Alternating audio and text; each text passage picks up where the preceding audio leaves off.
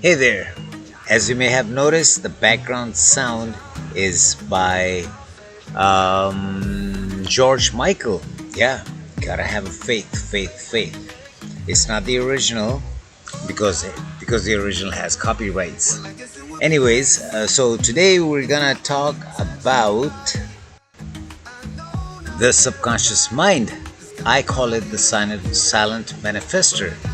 Okay, to manifest, travel where you want to be, or get what you desire, you must first conquer your subconscious. The subconscious, in particular, has numerous communication languages. This is referred to as nonverbal sensory input in the neuroscience. Now, one of the most efficient method to bring your subconscious mind to life is for you and to control our emotions. You must achieve a precise emotional flow in order to improve your life and bring about fantastic outcomes. In metaphysics, we call it flow state. In cognitive and neuroscience, they call it equanimity. Whatever you want to call. So, what does equanimity means in cognitive science and neuroscience? Equanimity means the ability to have steady emotional states without high flows and low lows. The flow state.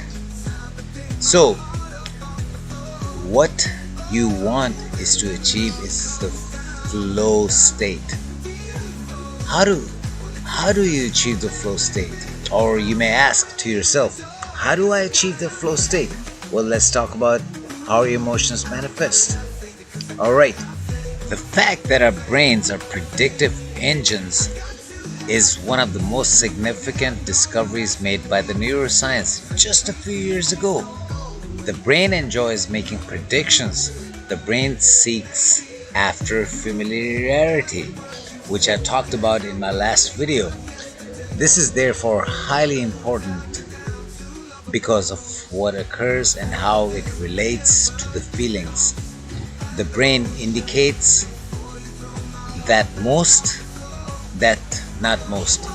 something is significant when it perceives it as typical. Therefore, when something is significant, the brain activates the reticular activating system. I'm sure you can find a lot of information about the RAS, Reticular Activating System, to present you with additional possibilities and items that align with your priorities. Therefore, you want to change the flow state. How is the flow state attained? Now let's discuss about how energy in motion, emotions show up. Alright, the fact that our brains are predictive engines is one of the most significant discoveries made by the neuroscience a few hours ago. Not a few hours ago, a few years ago. Are you listening? Yes. The brain enjoys making predictions. The brain seeks familiarity. This is therefore highly important because of what occurs and what it relates to. The brain indicates that something is significant when it perceives it as typical. In order to provide the more opportunities, the brain activates the reticular activating system, RAS, when it is crucial. When something is important to the brain, it opens up the state of reality. When something is not important to the brain, it closes the opportunities. That's the brain. The subconscious mind works a little different, but the same concept. When something is important to the subconscious, it ignores that. What? It ignores that? Yeah. See the brain. When it's open, it's important to the brain, and brain opens up. But when it is important to the subconscious, it closes up. When something feels familiar or normal to the subconscious, it opens it. So the trick is to make importance into your brain and make familiarity go into your subconscious mind. See how that works? So how do you make something important to your brain? Your emotions, energy in motion. You get a 2-for-1 deal.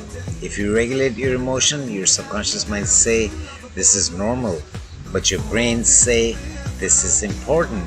They shake hand, and both of them bring into existence what you desire. I was gonna say what you want, but now I'm using the word desire. I'm changing my vocabulary. The more you change your vocabulary, the more your subconscious mind follows it up.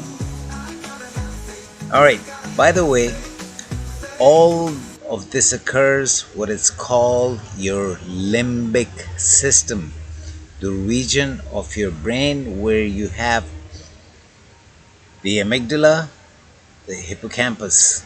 This is where you process the emotional mapping and information.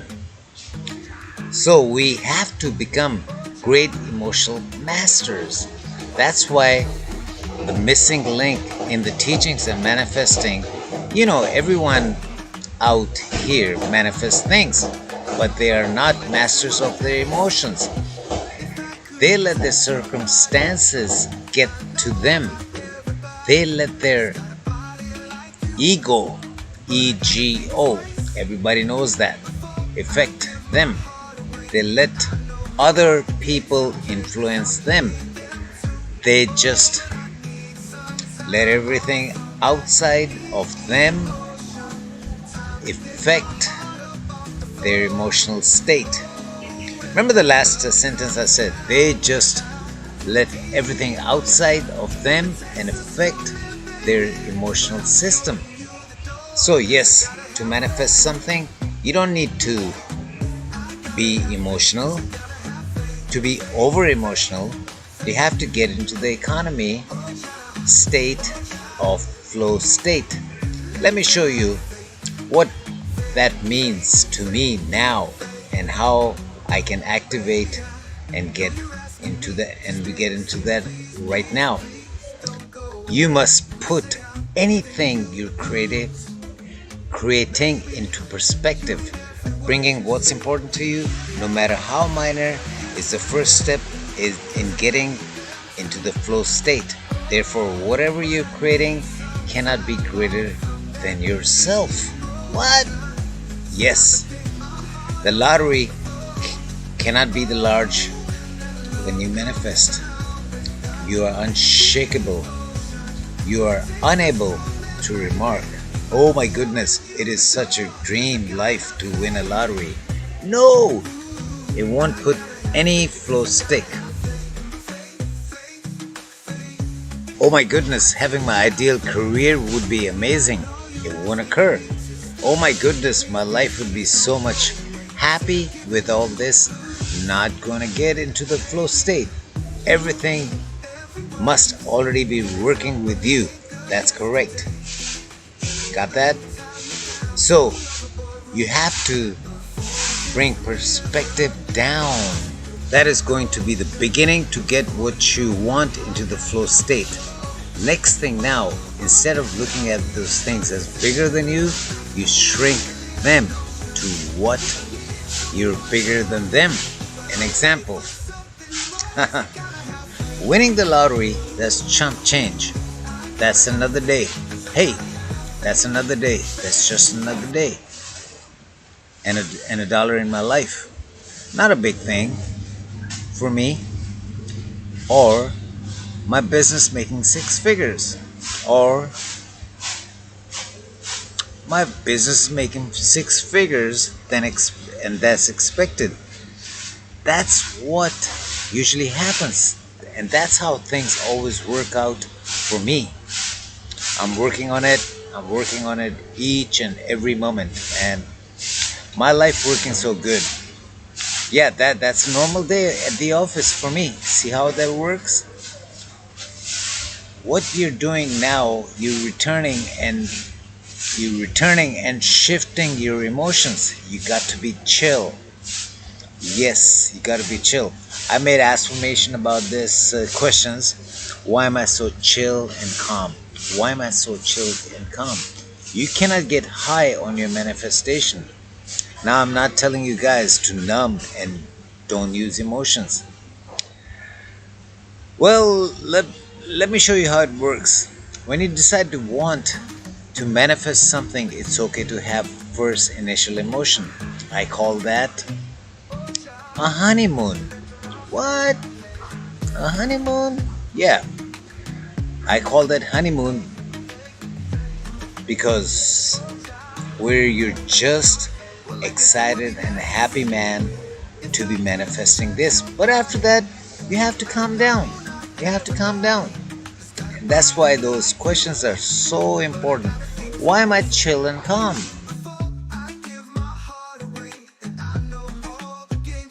You can't stay in the state of throughout the whole process. You cannot be in an excited fantasy state of mindset. You can begin in an excited and fantasy state of the process. That's it. Once you start the process, you got to come down and go to the state that line until it manifests. Did you see the work? Again, how your brain works, a predictive machine. If something is important and normal to the brain, it'll bring it. If something is not important, it will not bring it. And what determines emotions? If you have anything too much high emotions, you're telling the brain that it isn't normal. You gotta make it normal. So the brain ignores that. If you have low, middle, baseline, flow state of economy, emotion, you're telling the brain that this is important. Open up filters of reality. Subconscious says this is normal. Bring it on to your manifestations. So the real secret, if you think about it, all we have to do is to curb our emotions, man. And it begins with you, the people in your immediate vicinity and your situation. You must participate in what I refer to an emotional training boot camp. Observing your surroundings is the first thing you do. Are the individuals in your immediate vicinity having any impact on you, man? Does someone else's opinion of determining how happy you are? Does your situation impact how happy you are? Is the weather that is on your own thoughts telling you that you can't succeed, that you determine how happy you are? Does that have any impact on your feelings? Alright, so this is getting too long. I think I'm gonna make a part 2. So part 2 should be coming in 24 hours or 12 hours. Alright, look forward to it and let's talk about it. And put your comments, man. If you don't want to hear these kind of things, do not. That's okay. Give it to the open-minded people who like to learn new things, man. Yeah, let's all do it. Alright, I'll talk to you later. Goodbye.